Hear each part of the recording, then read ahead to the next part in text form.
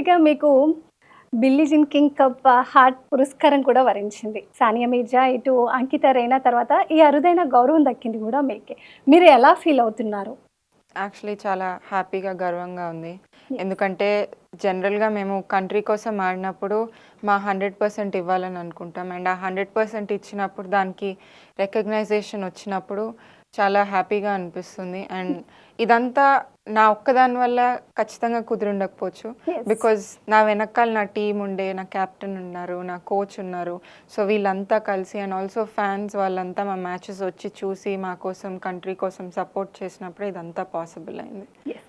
రష్మిక, అసలు మీకు ఈ టెన్నిస్ సైడ్ రావాలని ఎందుకు అనిపించింది? ఏది ప్రేరేపించింది మీరు ఇటు సైడ్ రావడానికి? నా journey into sport is like very accidental. Because నేను చాలా హైపర్ కిడ్ చిన్నప్పుడు. ఓహ్! సో వేరియస్ యాక్టివిటీస్లో ఉన్నాను. ఇలా ఒకరోజు అమ్మ షాపింగ్ వెళ్ళారు. సో నేను నాన్న ఎల్బీ స్టేడియం వాకింగ్ వెళ్ళాం. జస్ట్ అమ్మ షాప్ చేస్తుంటే బోర్ కొట్టి ఓహ్! మేము వెళ్ళాము. అక్కడ చిన్నపిల్లలు బట్టలు వేసుకుని క్యూట్ ఫ్రాక్స్ వేసుకుని తిరుగుతుంటే నాకు కూడా అవి వేసుకుని ఆడాలని అనిపించింది. సో బేసిక్గా నేను దిగింది బట్టల కోసం, not because of the sport. Oh! So 1 year అలానే జస్ట్ ఫన్ కోసం, హెల్త్ కోసం, ఆ బట్టల కోసం ఆడాను. దాని తర్వాత అక్కడ ఉండే కోచ్ లైక్ ఎవ్రీడే వెళ్ళడం ఉండేది. బాల్స్ కొట్టేదాన్ని కాదు, బాల్స్ పికప్ చేసేదాన్ని. చాలా టాకెటివ్. సో ఫస్ట్ కోర్ట్లో స్టార్ట్ చేసి 6th కోర్ట్లో ఎండ్ అయ్యేదాన్ని. ఓహ్! సో ఎప్పుడు సరిగ్గా ప్రాక్టీస్ అయ్యేది కాదు. ఇలా 2-3 మంత్స్ అయ్యాక అమ్మకి ఫుల్ కోపం వచ్చి అడిగారనమాట, ఏంటి ఇలా రోజు ఫీజు కడుతున్నాము, ఆడని కూడా ఆడట్లేదు, సరిగ్గా ఇలా టైం పాస్ అయిపోతుంది రోజు అని చెప్పి.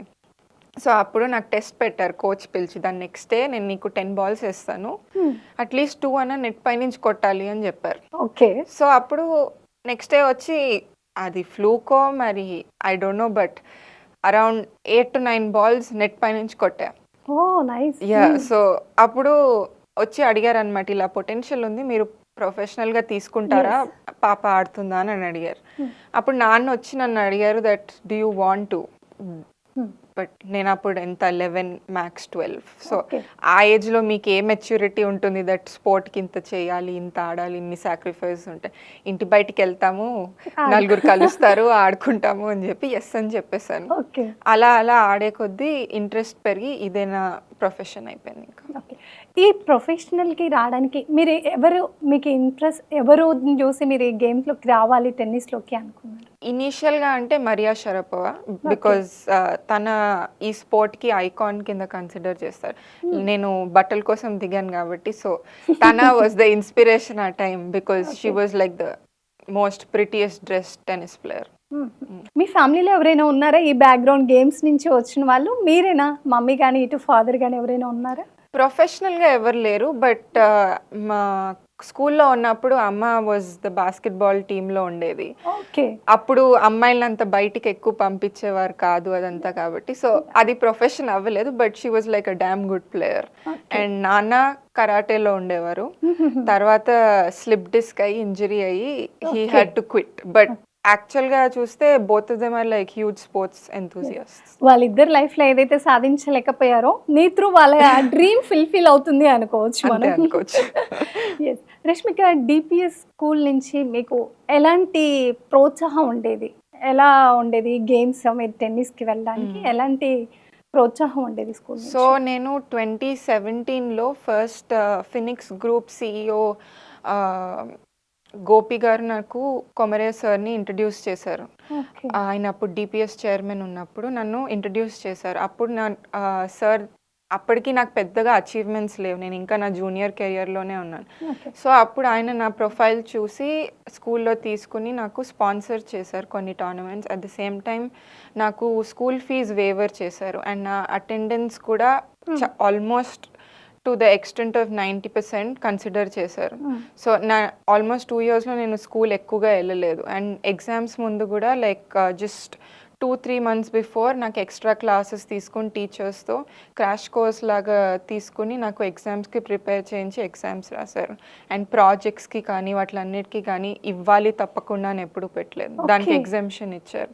సో అలా కంటిన్యూడ్ సపోర్ట్ ఇస్తూనే ఉన్నారు. ఇప్పుడు కూడా నా ట్రైనింగ్ కోసం వాళ్ళ వన్ ఆఫ్ ద స్కూల్ ఉండే ప్లేసెస్లో మాకు అకాడమీ ఇచ్చి అక్కడ ట్రైనింగ్ ఇప్పుడు మార్నింగ్ మీ షెడ్యూల్ ఎలా ఉంటుంది? అంటే బాడీ ఎక్సర్సైజ్ కానీ మీరు ఇంత ఫిట్గా ఉండాలంటే ఎలాంటి డ్రిల్స్ కానీ ఎలాంటి ఫిట్నెస్ ఉంటుంది? జనరల్గా చిన్నప్పటి నుంచి మేమందరం ఎర్లీ బర్డ్స్, పొద్దునే లేస్తాం. సో ఇంట్లో మాకు డే 4:30, 4:45 స్టార్ట్ అవుతుంది మార్నింగ్. దాని తర్వాత లైక్ లేవంగానే ఫస్ట్ 1 hour 5 to 6 అలా యోగా ఉంటుంది, yoga and meditation. And then నేను ఈధర్ టెన్నిస్ అన్న వెళ్తాను, ఈధర్ ఫిట్నెస్ అన్న వెళ్తాను. యూజువలీ టెన్నిస్ ఉంటుంది, 2 hours టెన్నిస్ ఉంటుంది. సమ్ టైమ్స్ అది 3 hours కూడా అవ్వచ్చు. ఇఫ్ నేను ఎక్స్ట్రా నా కోచ్తో ఏమైనా వర్క్ చేయాలనుకుంటే అది 3 hours కూడా అవ్వచ్చు. దెన్ మధ్యాహ్నం మళ్ళీ ఫిట్నెస్ వెళ్తాను. ఫిట్నెస్ ఇస్ ఫర్ మళ్ళీ 2 hours. దెన్ దాని తర్వాత depending on a part of the వీక్లో ఉన్నానో నాకు ఈధర్ ఫిజియో అన్న ఉంటుంది, లేకపోతే రికవరీ కోసం స్విమ్మింగ్ కానీ లేకపోతే ఐస్ బాత్ కానీ అలా ఉంటుంది. ఓకే, అంటే డేలో ఎన్ని అవర్స్ మీరు ఫిట్నెస్ కోసమే టైం స్పెండ్ చేస్తూ ఉంటారు ప్లేయర్గా? స్పెసిఫిక్గా ఫిట్నెస్ అంటే 2 hours. టెన్నిస్ కెన్ వేరీ అవుతుంది లైక్ 3 to 5 hours మధ్యలో. ఓకే, మీకు ఫిజికల్గా ఎప్పుడైనా ఆడినప్పుడు నర్వ్స్ మామూలుగా మనం కొంచెం ఎక్సర్సైజ్ ఫిట్నెస్ గురించి ప్రయత్నించినప్పుడే చాలా పెయిన్స్ వస్తాయి. స్టార్టింగ్లో మీరు ఏమన్నా స్ట్రగుల్ అయ్యారా? చిన్నప్పుడే మొదలెట్టాను కాబట్టి ఐ డోంట్ థింక్ అంత స్ట్రగుల్ బికాజ్ అది బాడీకి ఆ లోడ్ మెల్లమెల్లగా అలవాటైంది. దట్ ఈస్ వెన్ ఒక చైల్డ్కి బాడీ ఎక్కువ యాక్టివ్ ఉంటుంది. సో ఆ లోడ్ అలవాటు అయినప్పుడు మీకు ఏజ్ పెరిగే కొద్దీ అది ఈజీ అవుతుంది, న్యూ అనిపించదు మీ బాడీకి. 2021లో national hard court senior championship గెలిచారు. ఆ గెలుపులో మీరు ఏం నేర్చుకున్నారు? ఆ విజయం మీకు ఎలా అనిపించింది? ఎలా ఫీల్ అయ్యారు? అది one of the major titles నేను ఉమెన్స్కి వచ్చాక. బికాజ్ అప్పటిదాకా జూనియర్స్లో అక్కడక్కడ పర్ఫార్మెన్స్ ఉండే కానీ బట్ అంత గ్రేట్గా పెద్దగా లేకుండే. సో అది వచ్చాక నాకు మేజర్గా కాన్ఫిడెన్స్ వచ్చింది that I belong here and I can go further అనే ఒక బిలీఫ్ వచ్చింది నాలో, దట్ నేను వీళ్ళందరితో గెలవగలను అని చెప్పి. So that was one of the mile stone in my career. And ఎప్పటి నుంచో నా ఫ్రెండ్స్ కానీ వాళ్ళంతా జూనియర్స్లో గెలిచాం, నాకు కూడా ఒకరోజు నేషనల్స్ కావాలి అని ఉండేది. మీకు ఈ టెన్నిస్ సైడ్ రావడానికి, టెన్నిస్లో చాలామంది ఉన్నారు ఇలా సానియా మీర్జా, మీకు ఎవరి ఇష్టం, ఎవరు స్ఫూర్తి, ఇంకా ఏం నేర్చుకోవాలి అనుకుంటున్నారు? స్పెసిఫిక్గా మనం ఒక పర్సన్ ఇష్టపడితే వాళ్ళలో ఉన్న థింగ్ అనేది ఒకటి మనకి ఇది ఉంటే బాగుండు అనుకుంటాం. అలా మీకు ఎవరైనా టెన్నిస్ ప్లేయర్లో ఉన్నారా? ఉమెన్స్లో అంటే అరియానా సబలెంకా, ఆ అమ్మాయి షీస్ ఫ్రమ్ బెలారస్.